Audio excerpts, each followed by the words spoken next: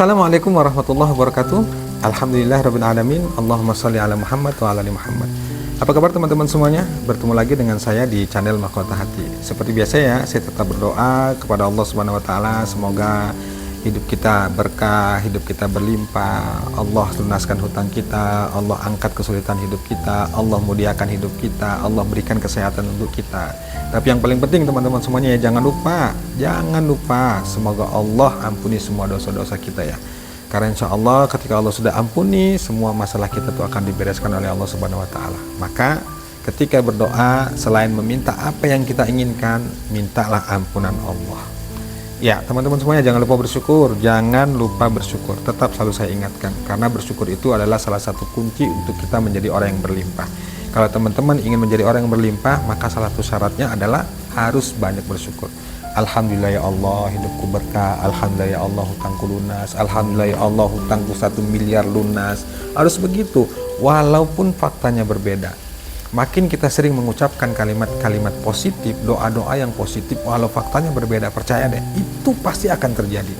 Karena insya Allah ketika kita mengucapkan itu alam semesta itu mendukung kita, menarik energi positif ke dalam jiwa kita, sehingga itu mendukung jiwa raga kita itu, sehingga doa-doa kita itu cepat dikabulkan oleh Allah Subhanahu wa taala. Maka di kondisi apapun tetap selalu bersyukur. Alhamdulillah ya Allah, hidupku sehat. Alhamdulillah ya Allah, hidupku berlimpah. Alhamdulillah ya Allah, keluargaku bahagia. Alhamdulillah ya Allah, rezekiku berlimpah. Selalu ucapkan itu. Ya baik teman-teman semuanya, sebelum kita materi, yang ingin bergabung di grup Mahkota Hati, silahkan hubungi WA saya ya di nomor yang tertera ini. Kita di sana banyak yang sudah bergabung, bahkan banyak juga teman-teman yang sudah merasakan perubahan dalam diri, bukan hanya secara mental tapi secara ibadah juga, secara ketenangan lahir dan batin. Karena di grup itu kan saya kasih materi juga ya, karena kita juga ngadakan kelas online nih. Yang ingin hutangnya cepat lunas ya segera deh ikut kelas online, boleh. Kita juga nggak ada paksaan, kita juga insya Allah di kelas online itu kita belajar banyak, dan materi-materinya insya Allah luar biasa dahsyatnya. Itu aja teman-teman informasinya ya. Oke baik, sekarang kita materi. Seperti biasa, saya tetap bahas utang, dan hari ini saya ingin jawab, sebenarnya pertanyaan ini banyak sih ya, banyak dari ya teman-teman WA yang masuk lah, bahkan di grup sendiri ya. Pertanyaannya juga sebenarnya intinya sama, bagaimana hutang kita itu bisa lunas. Kira-kira pertanyaannya gini, Pak, saya sudah hampir putus asa ini, sudah melakukan semuanya, tapi kenapa hutang saya nggak juga lunas gitu. Di awal-awal video dulu saya sampaikan begini, ketika kita terjebak masalah hutang dan kita ingin selesai hutang kita itu, maka pakailah cara Allah. Jangan cara kita, bukan cara kita. Kita nggak mampu teman-teman semuanya, nggak bakal mampu kita selesaikan hutang kita. Semuanya itu yang bisa lunasin hutang kita itu Allah. Maka pakailah cara Allah. Caranya bagaimana? Caranya gini, cara simpelnya dan sederhana banget, tapi ini sangat powerful. Ketika kita ingin benar-benar keluar dari jeratan hutang, cara pertamanya adalah datang saja dulu ke Allah, minta ampun saja dulu sama Allah. Itulah kunci awalnya yang sebenarnya ya. Jangan terlalu fokus pada amalan. Ya memang boleh sih kita ngamalin sholawat, ngamalin istighfar, ngamalin sholat tahajud, ngamalin sedekah, boleh, sangat boleh, bahkan itu bagus, dan itu juga termasuk salah satu jalan untuk bisa kita keluar dari jeratan hutang. Tapi yang terpenting itu adalah bagaimana kita itu mengakui dulu kesalahan kita, bahwa selama ini keterpurukannya hidup kita, banyaknya masalah kita, banyaknya hutang kita, itu disebabkan karena dosa dan kesalahan kita. Maka langkah awal yang harus kita lakukan itu adalah minta ampun saja dulu sama Allah. Minta ampun saja dulu sama Allah. Kalau amalan tuh gampang teman-teman semua, banyak deh. Banyak amalan tuh ada sholawat, ada istighfar, ada tahajud, ada sedekah, ada duha, banyak ya. Tapi kalau diri kita sendiri belum mengakui sepenuhnya bahwa sebab dari kesulitan banyaknya hutang kita itu karena dosa, ini berat.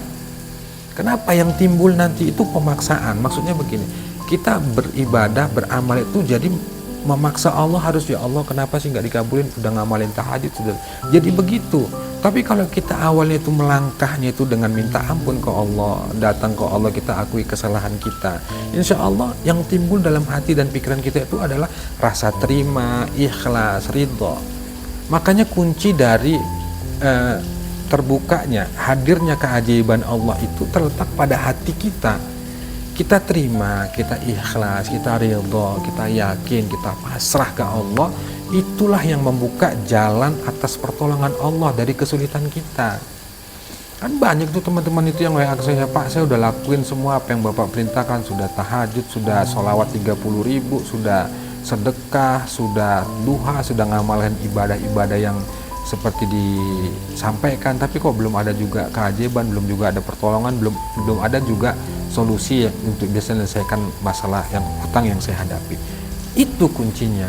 Lengkapin dengan hal itu, terima, sabar, ridho, ikhlas. Memang saya akuin, terima, ikhlas, sabar, ridho itu nggak mudah, berat, saya akui berat banget. Tapi mau tidak mau kita harus belajar untuk bisa punya sifat itu. Caranya bagaimana supaya kita bisa memiliki sifat itu? Ya itu tadi, datang saja dulu ke Allah. Mintanya itu jangan minta yang lain, minta ampunan saja dulu sama Allah. Kadang nih ya kita sudah tahajud malam, kita mau berdoa sama Allah, kita kan bingung gitu ya, saking banyaknya permintaan kita ke Allah, pingin lunas utang, pingin rezeki lancar, pingin bisa lancar bayar utang. Ya itu baik, benar. Tapi kalau itu yang kita lakukan, nanti akhirnya timbul kemelekatan. Maksudnya gimana? Kita udah berdoa tapi Allah belum kabulkan. Nah itu namanya kan maksa Allah. Tapi kalau kita mintanya ampunan Allah, ya Allah, jika memang kesulitan ini akibat dosa dan kesalahanku, ampun ya Allah, selama ini aku ceroboh, selama ini aku sudah lalai, selama ini aku sudah terjerat dengan hutang riba, ampuni ya Allah. Kita merenung atas dosa-dosa kita ingat dosa-dosa kita masa lalu, kemudian kita benar-benar menghadirkan hati kita, benar-benar tulus minta ampun, minta maaf ke Allah. Itu baru keren. Bagaimana hutang kita? Itu cara Allah nanti. Allah yang membukakan jalan. Yang penting kita datang dulu ke Allah, kita akui dulu bahwa kita ini salah, kecerobohan kita, kebodohan kita benar-benar akui sepenuhnya bahwa kesulitan yang terjadi pada diri kita, banyaknya hutang kita itu disebabkan karena dosa kita. Itu yang kita lakukan. Insya Allah teman-teman semuanya, kalau Allah sudah ampuni, pasti pertolongan Allah itu datang. Dan gak mungkin Allah itu membiarkan kita, gak mungkin. Yang penting kita akuin saja dulu bahwa kita ini benar-benar salah, benar-benar berdosa, benar-benar banyak maksiat, benar-benar kita ini hamba yang bergelimang aib, bergelimang dosa, sehingga kita di hadapan Allah itu benar-benar merengek minta ampun sama Allah, benar-benar kita pasrahkan hidup kita sepenuhnya itu sama Allah.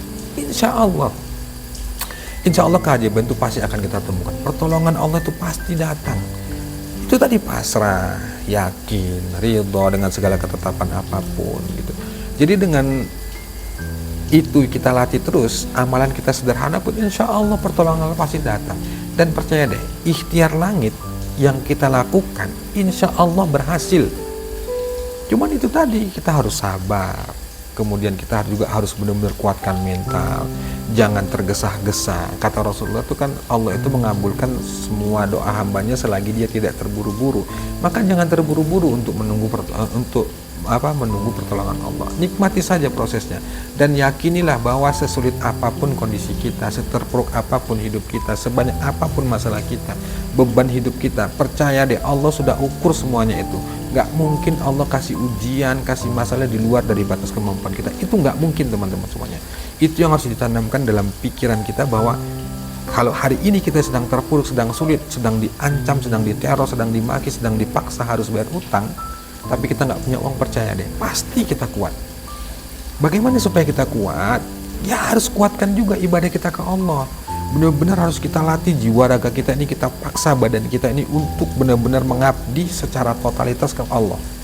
Perbaiki sholat, kerjakan sholat malam, tahajud, banyakin sholawat, banyakin istighfar, minta kekuatan ke Allah. Insya Allah, mau bagaimanapun mereka yang nagih kasarnya ke kita, kalau hati kita kuat ke Allah, insya Allah pasti kita kuat. Gak mungkin Allah itu zolim teman-teman semuanya, gak mungkin. Percaya deh, Allah itu maha baik. Allah itu buat kita sulit begitu tuh karena Allah ingin mendidik kita supaya kita kuat, supaya kita itu sabar, supaya kita itu ridho, supaya kita itu ikhlas. Gak ada yang lain. Dan Allah itu benar-benar Masya Allah luar biasa. Allah itu Ar-Rahman Ar-Rahim. Dia itu nggak mungkin mencelakakan kita, semuanya itu pasti kebaikan. Mungkin secara pola pikir kita, logika kita, kenapa ya Allah sampai sepahit ini godaan cobaan ini, kenapa ya Allah, pasti timbul banyak pertanyaannya. Tapi hakikatnya sebenarnya Allah itu sayang sama kita. Justru banyaknya masalah kita, keterpurukannya hidup kita itu karena Allah memang sayang. Allah itu ingin supaya kita kembali kepadanya, supaya kita itu sadar pada menyadari kesalahan kita, sehingga kita pun itu taubat ke Allah.